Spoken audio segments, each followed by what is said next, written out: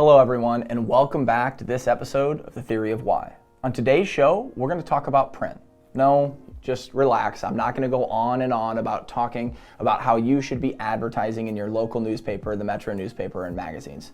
No, more specifically, I'm going to talk about direct mail and how you can utilize this marketing tactic to delight your customers, delight your donors, your volunteers. No matter what industry you're in, large business, small business, restaurant, retail, or nonprofit, you can utilize this tactic to go one-to-one to your end user. So I want to start with a statistic. Right now, the average lifespan of an email in your end user's inbox is 17 seconds. Now, in comparison, the average lifespan of a direct mail piece in your end user's household is 17 days. They're able to take it in, say, hey, that's from that brand, let me put it aside. I'm gonna go back to work, I'm gonna feed the kids, I'm gonna take the dog for a walk, and then I can come back on my own and read that on my own time. Whereas in the digital space, whether it's email or social media, it might be too fast paced. Hey, I see it, I forget about it, and that's a touch point that really doesn't contribute to them moving along in the buyer's journey.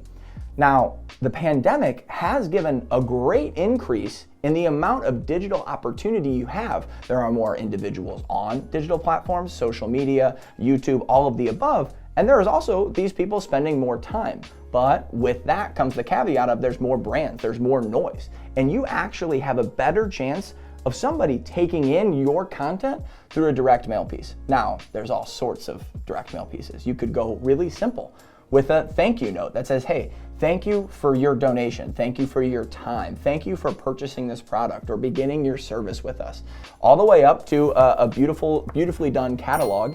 Yes, that is a humble brag right there, that Firespring created and printed this catalog for Hobbytown that showcases all of their products and is on, doorsteps and mailboxes across the country. You could also do welcome kits or even just a simple postcard with a limited time offer or a coupon. But the importance here is that it can't be forgotten. Now, would I say, hey, if you're doing one thing, is direct mail the absolute end all be all? No, but it has to be included in your campaign. So if you're gonna do social touch points, if you're gonna do email, there's no reason to not include direct mail. Especially right now, it offers you an opportunity to delight your end user.